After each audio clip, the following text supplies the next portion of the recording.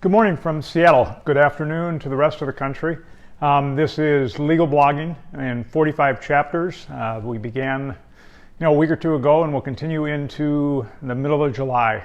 The purpose for doing this is because of the large number of lawyers that are blogging now, originally because of the pandemic, and I think now it's continuing into obviously social justice issues based on the protests that are rightfully going on around the country, and now some of the violence issues and how that's affecting people in the country. Today, or last night, was at least a quieter night in Seattle. There were certainly numerous peaceful protests going on, but we did not have near the violence that we had previous nights in the city. So I guess a glimmer of hope for the people. And just running through the streets of Seattle today, you could see just how resilient people are. There were the smiles as people walked down the street, the people that were cleaning up around buildings, just on normal maintenance from the building, not from the riots, etc. We're back out saying hi, and we're pleasantly greeting everybody. So there's obviously a lot of hope amidst everything that's going on. Today, what we're talking about is navigation. Now, I've talked about some of this with some of the branding on the blogs, but what I'm covering is three things, and they're pretty basic, but they're important. On the navigation of a blog, there's about the publisher, there's about publisher services, and then there's the publisher's contact information. When blogs first came out, all they were was kind of like a diary, but not obviously people talking about things that might be as personal as a diary. But really, they just were reverse chronological order of, here's what I read on the web, here's my comments on it, and it just went down on the middle of the page. So what we did was we took the concept and said, well, what if we could have table of contents for what's being written on an ongoing basis, and so that people knew who the person was that was publishing a little bit, especially in the case of somebody that's building a reputation or has a reputation and wants to demonstrate their authority to people so they trust what they're reading, is to say who the publisher is. And then to say, where's the publisher located, so people can see that this is legitimate authority.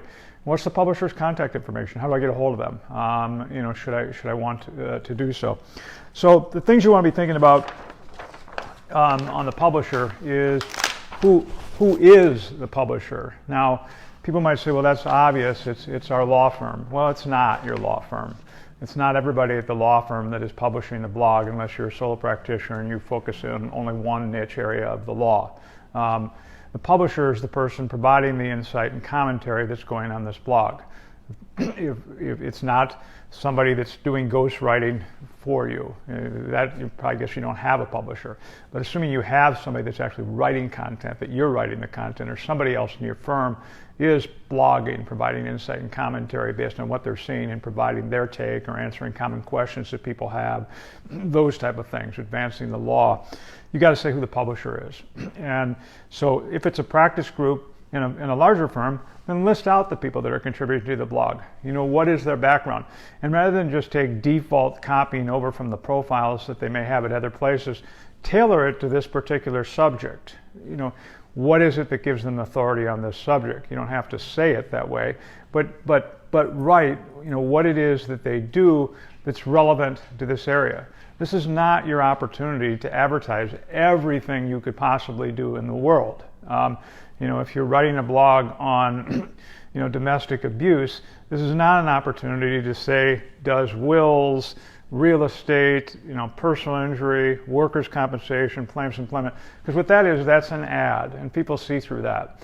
So if you're looking to build authority, you're not looking to run ads in the middle of who is the publisher. So describe the publisher. If it's an individual, have that be an individual. If it's a group of lawyers, have it be the individuals. Also, make sure it's the people contributing to the blog in a real and genuine way. If it's a larger firm and it's a practice groups blog, don't list 47 people that if they're not contributing to the blog. Get over it. People can have egos and say, I want my name on the blog. Well, if you're not providing insight and commentary on this, you don't need to be there. In fact, you're diluting what we look like. We don't want to look like this is an advertisement. We want this to look like it's genuine authority that people can cite. I use something that I whether you want to call it a 7-word pop or a 7-word pull, What I'm looking for when I'm going to cite a blog, and I think reporters are looking for that same way, they're saying Kevin O'Keefe, Perrin, and then they're closing the parentheses after about 7 words, where they've just described me in those 7 words. Now, if you serve up a bio from the firm, it's going to be impossible to grab that 7-word pop. So if you can have that in your profile, it makes it very easy for someone to cite you. It makes it very easy for someone to tweet your blog post because they can describe for other people who you are and what it is that you do. And that's an important thing. Make it easy for people to cite you and to share you. It also looks good and it sounds good because if you can get down what you do and who you are in about 7 words, it demonstrates that you are of some substance on this issue. It might be, doing family law in Western Wisconsin for 27 years. Now maybe that's more than 7 words, but it's close. And that is that type of thing, that 7-word pop. The services focus, because now you're going across the blog, remember, and you've got the blog running, about the publisher services, and later over here is going to be the contact information. So on the services focus, again, it's not everything that your firm does. That dilutes the value of the publication. The services focus is, what is it that we do in this area? It doesn't mean that you limit all your work to this area. And believe me, just because you put up a blog that says you do this niche area is not going to stop anybody from calling you on other subjects. By putting them all up, it just demonstrates that you're very, very, very insecure. Very insecure. I have to say everything about me up here. And then at the same time, all you're doing is diluting your authority on the subject on which you're blogging. So tailor the services to what you do in this area. If it's an individual, you do it for that. If it's for a practice group, you do it for that. What are the services that you provide in this area? Who do you provide those services to?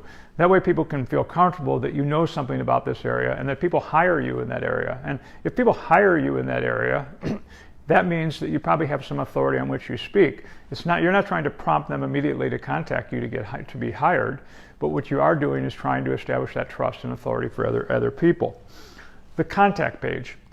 Your contact page should have your address. It should have your telephone number, your email, and I would think about your cell phone, because you want to make it as easy in the world for a reporter to get a hold of you or anybody else to get a hold of you. And I can tell you that the more you give people your cell phone number, the less that they use the cell phone number to call you. If you want to Google Kevin O'Keefe's cell phone number, you'll probably see 100 places where it's indexed by Google and up on the net. And the more I give it to people, they know that I trust them, and I've given them my cell phone that they can call me anytime, and I have no problems putting that up on the internet. It's on Facebook, it's on LinkedIn, I hope it's on my blog. But it makes it personable that you can get a hold of me if you want to. Now there's a whole lot of other people that say I'm too important. I can't be bothered by people. I'm not going to put my cell phone on the internet. You may not think that, but that's what you're telling people at the same time. I'd be more open than that. Contact forms or not contact forms? I think right now LexBlog is using a contact form by default. I just asked my team when I was making some notes here this morning. I think we really should raise that as a question. Why do you want a contact form? Who likes a contact form? I'm a reporter. I have a question about your blog. I'm another blogger, and you are way, way too busy to be bothered by emails. Oh my God, emails, I can't take that. Don't call me, I'm too busy for that. Please fill out this contact information. It's very impersonal. It's got your name, your email, maybe your telephone number, and a box this long, like you're going to be raising that many questions. It just screams impersonal. Now maybe you have an intake system that works in some fashion. Maybe it could be made a little bit more personal. Feel free to reach out to us anytime. If you're going to use a contact information, feel free to reach out to me anytime. Here's my name. Here's my address. Here's my telephone number. You're approachable as a lawyer. You're like a real person. You're like a real business. You're not like other law firms. If you look around to other law firms trying to find models for what they do, you're probably headed in the wrong direction. Lawyers have a problem. They have not been very approachable by people. And we've got a lot of lawyers that are practicing law that really don't know what it means to mingle with people and hang out with people and do business development with people. And some of them haven't even worked a job in their lives other than becoming a lawyer.